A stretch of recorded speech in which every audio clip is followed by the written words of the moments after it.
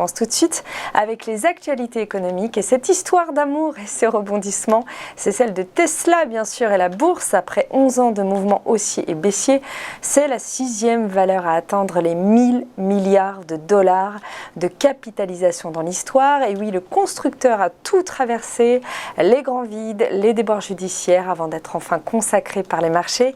Une épopée qui tient son rang de disrupteur de l'automobile, ainsi qu'à l'inclassable Elon Musk, à la fois premier promoteur et principale menace du titre avec ses déclarations choc. C'est donc la sidération qui a touché lundi dernier la bourse. Premier constructeur à tenter sa chance à Wall Street depuis Ford en 1956. L'entreprise dont la capitalisation est passée de 1,6 milliard à 64 milliards en 8 ans connaît de fait un parcours absolument hors norme, bien que hasardeux.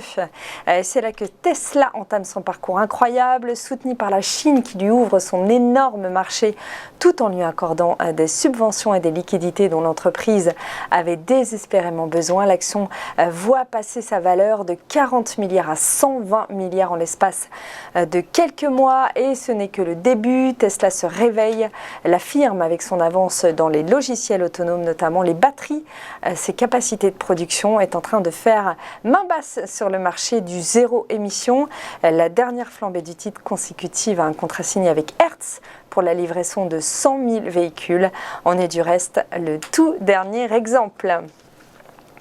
C'était couru d'avance, l'assurance vie dans l'œil du gouvernement, et oui, avec un encours de 1800 milliards d'euros en décembre 2019, l'assurance vie semble être dans le collimateur de l'exécutif et des propositions de réforme de la rentrée, que ce soit en termes de fiscalité, succession ou en ce qui concerne les revenus. De nombreuses questions subsistent, de nouvelles pistes en termes de projet de loi, notamment sur le prélèvement forfaitaire libératoire de 12,8% en cas de rachat après 8 ans à l'ensemble des revenus perçus sur les nouveaux versants et une nouvelle hypothèse sur l'imposition des revenus, encore une de l'assurance vie en fonction de la date des versements et non en fonction de la date d'ouverture du contrat. Une fiscalité successoriale donc sur la sellette avec un régime spécial en matière de fiscalité successoriale avec un prélèvement progressif de 20% puis de 31,25% applicable aux capitaux versés aux bénéficiaires désignés pour la part qui dépasse les 152 500 par bénéficiaire est également en cours d'analyse. Il semblerait donc vivement conseillé d'alimenter son contrat avant l'été prochain en prévision d'un durcissement de la fiscalité applicable aux revenus, car c'est généralement la date des versements qui conditionne l'entrée en vigueur des nouvelles règles. Et puis cette déception, malgré des résultats records, c'est celle de Google, bien sûr, qui étonne.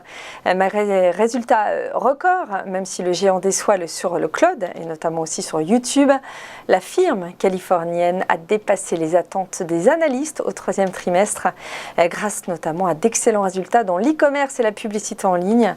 Mais sa filiale YouTube a quelque peu souffert des nouvelles règles d'Apple qui permet aux utilisateurs d'iPhone de refuser d'être suivis d'une application à une autre. Alors ses revenus s'établissent à 65,1 milliards de dollars en progression de 41% sur un an et le géant de la publicité en ligne a dégagé 18,9 milliards de profits entre juillet et septembre, soit 70% de plus que l'année dernière à cette période, mais le groupe californien progresse plus difficilement par rapport au trimestre précédent où il avait enregistré des ventes de 61,9 milliards de dollars et un bénéfice net de 18,5 milliards de dollars.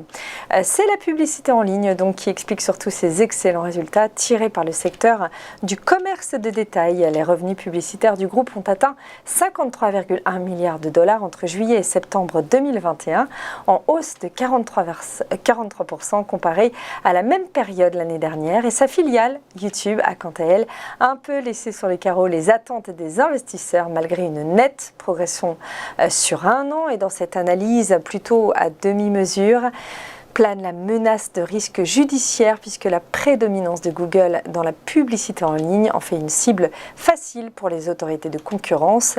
Le géant californien doit faire face à une enquête ouverte en juin à son encontre par la Commission européenne ainsi qu'à 3 enquêtes aux États-Unis. Une coalition de 38 pays américains l'ont ainsi accusé en décembre dernier d'exercer un monopole illégal sur la publicité en ligne. Un point maintenant sur les marchés avec une journée qui s'est plutôt bien terminée hier. Des marchés qui sembleraient un peu hésitants en milieu de séance mais qui ont pu compter sur les marchés actions européens, la BCE et les résultats d'entreprise en Europe, aux États-Unis pour faire oublier le ralentissement de l'économie américaine. Moins 2% au troisième trimestre contre 6,7% au précédent, ça fait mal. Et la France a surassuré la personne de Christine Lagarde à Francfort sur l'inflation notamment, mais aussi sur la nécessité de durcir plus rapidement que prévu sa politique monétaire. Le CAC 40 a gagné 0,75% à 6804,22 points. L'Eurostoxx 50 a progressé de 0,21% à 4229,78 points. Des investisseurs rassurés donc par les excellents résultats d'entreprises, essentiellement de multinationales européennes, globalement supérieurs aux attentes, telles que la banque Unicredit ou le spécialiste du duty-free Dufry. À Paris, les sociétés ont positivement surprise, comme Airbus ou Total Energy. Côté outre-Atlantique, en revanche, l'économie a considérablement ralenti, allant de 6,7% à 2%. Les économistes tablaient sur 2,7%.